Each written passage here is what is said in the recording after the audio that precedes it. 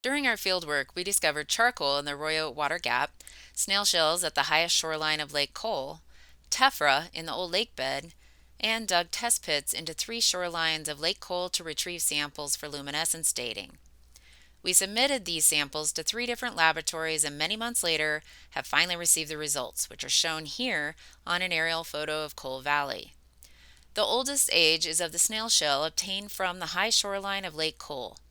The mean of this radiocarbon age is 16,084 calibrated years before present. This radiocarbon age is calibrated to calendar years so that they directly correspond. This data is important because it means that Lake Cole filled the southern portion of Cole Valley around 16,000 years ago.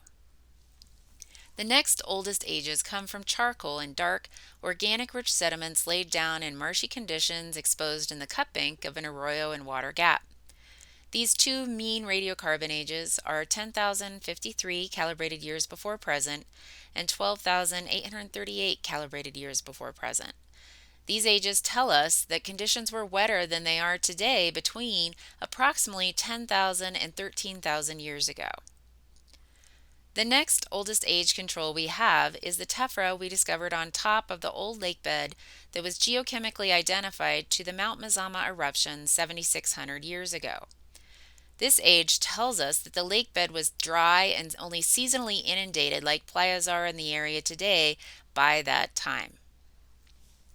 Our three optically stimulated luminescence ages on sands of old shorelines were surprisingly the youngest, at 1,870 years ago for the highest shoreline, 4,340 years ago for the next highest shoreline, and 3,690 years ago for the lowest shoreline that we obtained samples from.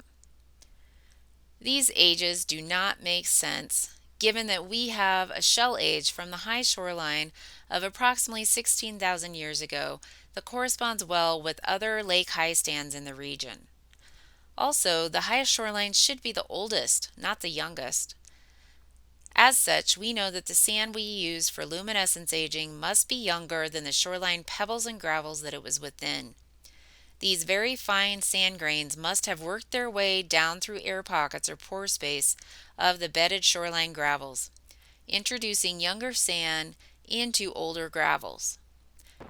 As such, we now know that these luminescence ages do not relate to the shoreline development, but rather much later wind activity.